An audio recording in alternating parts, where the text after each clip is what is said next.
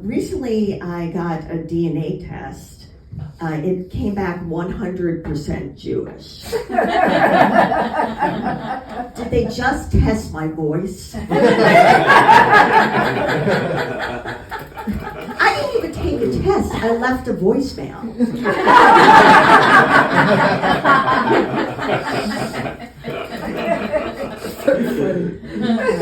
Okay, I should leave before I disappoint you.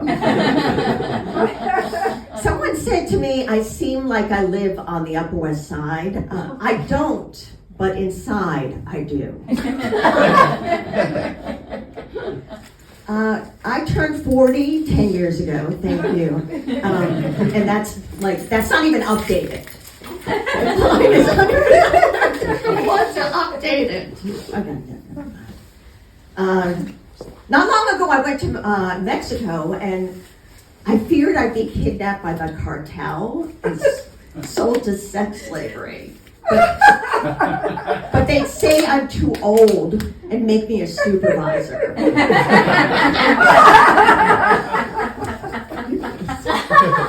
I'm always stuck in middle management.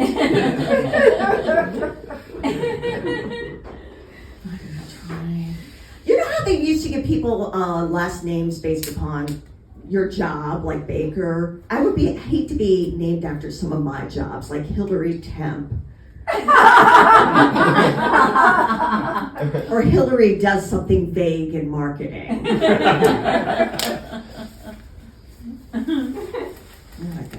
I could go to more depression. Like, I'm so in the mood to, like, I have very happy thoughts a lot. You know, like, if I'm on life support, who's going to pull the plug? You're just happy thoughts. You know, because it really has to be someone invested in you who wants you to live. You know, wants to. So I know who it should be for everyone. Your coworkers. They want you to live because they don't want to train anyone new. She can't die. She does the invoices.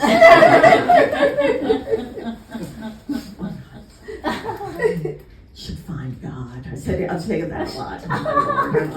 You know, I notice a lot of comedians don't believe in God. Yet we believe in our careers. And there's less evidence for that.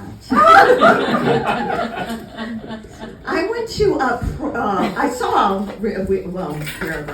this promo video for Mormonism, and it said that you could spend eternity with your family. I was like, oh, Mormons do believe in hell.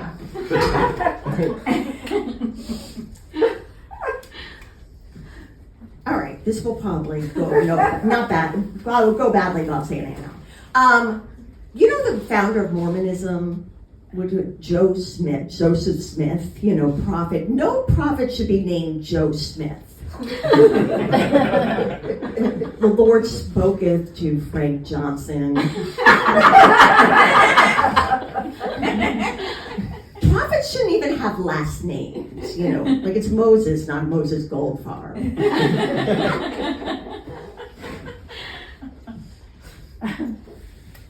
So recently I was with my mom, and I got what I always get when I'm with my mother: insults and free shit. She's like, oh, you're ruining your life, and here's a blouse.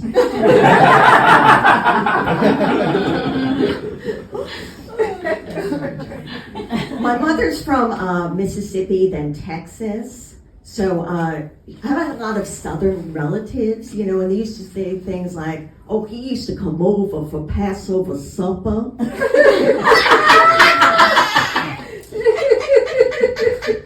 That's so weird. They really did. A lot of times I make things up, but that's actually true. My mother's Southern thing comes. She's sort of a hick, and I said, "Oh, is that bad? I don't know." Well, you know, it'll come out with her. She's like, "Oh, you know, y'all, we have company. I'm serving potato salad I got from Cracker Barrel that I kept in the freezer for 5 months." Cracker Barrel. I've been there a lot, like where even the vegetables have meat. I would eat vegetarian vegetables. So we had a lot of, it was like a Jewish house, but it wasn't totally typically Jewish. We were into things, like, there was a Southern influence. We were into things like mayonnaise, country music, dating cousins. It was like Jewish old country combined with like, Mississippi. I don't know what was going on. My mother, very innocently, when she was young, dated her first cousin. Oh my God. I know. She was like, we had a connection. The genetic material. It's like, what kind of redneck shtetl shit is this? And my mother, this is embarrassing, but she encouraged me to date. She was like, it's your fifth, sixth cousin. And then finally, I figured out how cousins work, but we were 3 years into our relationship at that point. I haven't seen him in a while, but we're now connected on 23andMe. Too bad we never had those web-feed kids. I couldn't have kids anyhow. What would I be like? Oh, kids, I can't cook. That's what I'm trying to say, Debbie. What would I be like? Oh, kids, your banana is ready. Are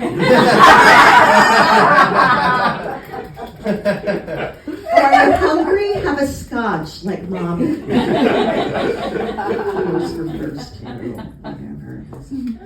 We have bad priorities in as humans, don't we? We're really screwed up. Like, do you realize we had nuclear weapons way before rolling luggage? It's really true. They had to carry the nuke in a bag with a handle. And I have a theory, like people you're good with technology though. People are good with, tech. I'm like, my mother is horrible. I just stay on the, so I feel like she's part of the generation who's like, bad with tech, and I know why. It's about nuclear war. Because in her lifetime, you just didn't go around pressing buttons. Because it could be the button. Like, click there, how will the Soviets respond? Take a screenshot. You mean the way they shot Kennedy? Oh my God. What is that? Is that the last helicopter leaving Vietnam? No, it's a printer. This is very informative. I appreciate your honesty.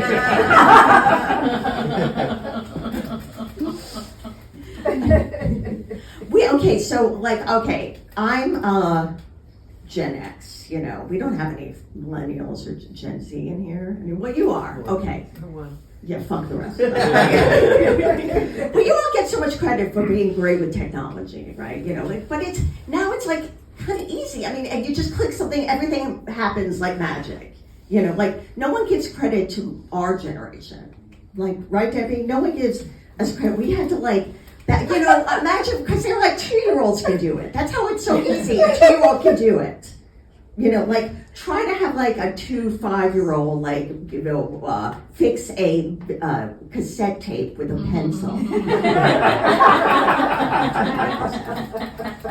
Or change a typewriter ribbon. Because that's my college. We adjusted to everything. We just adjusted. Now we're using CDs. Okay. Now we're using MP3s. Okay. Now we're doing anal. Fine, I'll adjust.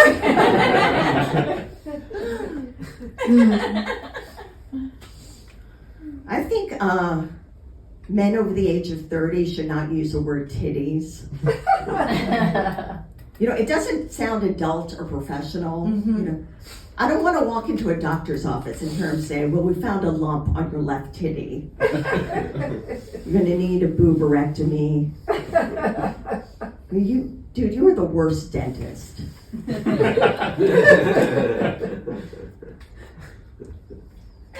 I'm judging myself.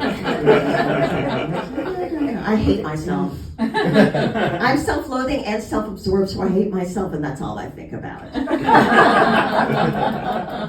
That is the most Jewish joke that I have. I hate German porn because I die at the end. I think it's so much more depressing, but I should go. We're not wrapping it up. That was a weird ending. Oh no, I don't want to do it. I'm not doing anything. Right. Oh, this will be the big ending, Dan. Like, we're talking about, like, you all, okay, Jonathan, right? Were your parents, like, helicopter parents? No. Oh, like you, because a lot of people were, like, they wouldn't leave them alone. So, like, I'm Gen X. So the only time I saw my parents was when I poured my dad a bourbon and went to the store to get my mom cigarettes. When my first words were daddy, my second were True Blue Menthol 100. Okay, thank you.